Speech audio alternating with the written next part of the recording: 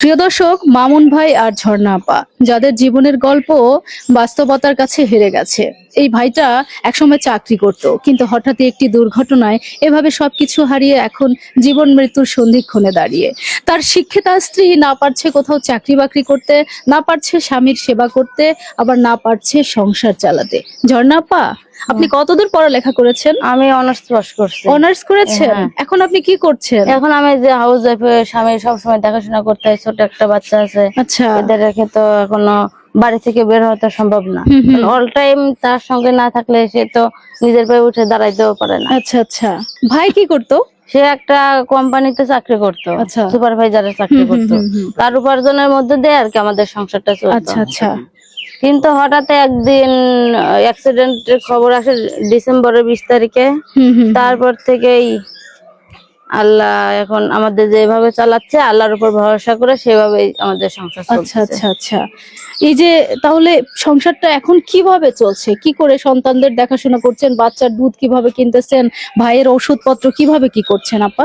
এখন ওই আত্মীয় স্বজন যে যা পারে তাই দেয়, সেটা দিয়েই কোনো মতে ম্যানেজ করতেছি, চলতেছি আর কি। কিভাবে কি বেঁচে থাকা যায়? এখন কিছু করার নাই, আমাদের দেয়ালে পিঠ থেকে গেছে। এখন এভাবেই আমাদের জীবন পার করতে হবে। মানুষের জীবন কত কঠিন হতে পারে! কখনো একদিনের জন্য ভেবেছিলেন যে ক্যামেরার সামনে এসে এভাবে নিজের অসহায়ত্বের কথা বলতে হবে? সেটা তো কেউ কখনো আগে থেকে ভাবে না, এখন পরিস্থিতি সবকিছু শিখিয়ে দেয় আর কি। কিন্তু 3 মাস ধরে দেখতেছে, আর কত দেখবে। এখন একদম পিঠ দেয়ালে ঠেকে গেছে।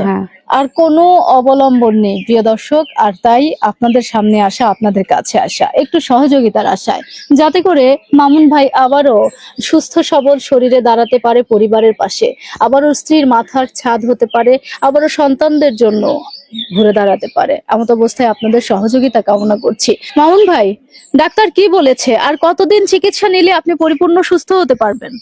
ডাক্তার তো এরকম টাইম লিমিট করে দেয়নি। ডাক্তার বলছে যে এটা সময় লাগবে, যেহেতু ভাঙাচোরার কারবার, এগুলা তো অনেক সময়ের ব্যাপার।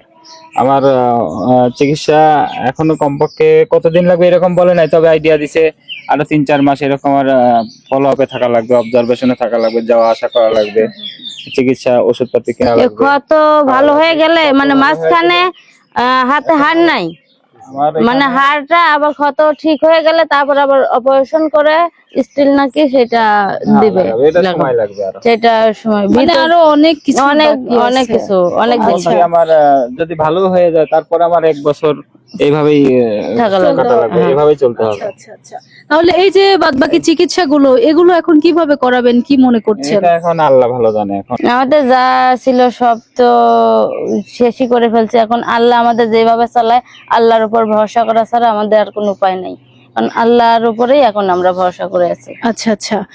আপা, আপনার এই ভিডিওটা আপনার দেশ এবং প্রবাসের অনেক ভাই বোন দেখছে, যারা চাইলে আপনার স্বামীর চিকিৎসার ব্যবস্থা করে দিতে পারে, আপনাদের একমুঠো খাবারের ব্যবস্থা করে। পবিত্র এই রমজান মাসে তাদের জন্য আপনি কিছু বলবেন কিনা? প্রিয় ভাই বোনেরা, আপনাদের যদি মনে হয় যে আমরা অনেক বিপদে আছি, যদি আপনাদের মন কাঁদে যে আমাদের কিছু সাহায্য করার জন্য, যে যা পারেন তাই দিয়ে আমাদেরকে সাহায্য করেন। তাছাড়া আমার স্বামীর চিকিৎসা চালায় যে আমাদের পক্ষে খুব কষ্টকর হয়ে যাচ্ছে। যেখানে খাবার জোটানোই কঠিন, সেখানে এই চিকিৎসা খরচ করা তো এখন অনেক কষ্ট। এখন তার মধ্যেও আমাদের করতে হবে এখন এটাই। প্রিয় দর্শক, ভিডিওটি শেয়ার করবেন আর মামুন ভাইয়ের পাশে দাঁড়াবেন, শিক্ষিতা ঝর্ণা আপার পাশে দাঁড়াবেন। মেয়েটা অত্যন্ত অসহায়তার মধ্যে জীবনযাপন করছে। আমরা যেন ঝর্ণা আপার কাছে আবার আসতে পারি, আমরা যেন বলতে পারি পৃথিবীতে ভালো মানুষ আছে। আপনাদের পাশে দাঁড়ানোর মতো মহানুভবতা নিয়ে পৃথিবীতে মানুষ এখনো বেঁচে আছে। ভিডিওটি বেশি বেশি শেয়ার করবেন, ঝর্ণা আপা আর মামুন ভাইয়ের পাশে থাকবেন, তারা যেন আবারও পৃথিবীতে ভালোভাবে বাঁচতে পারে।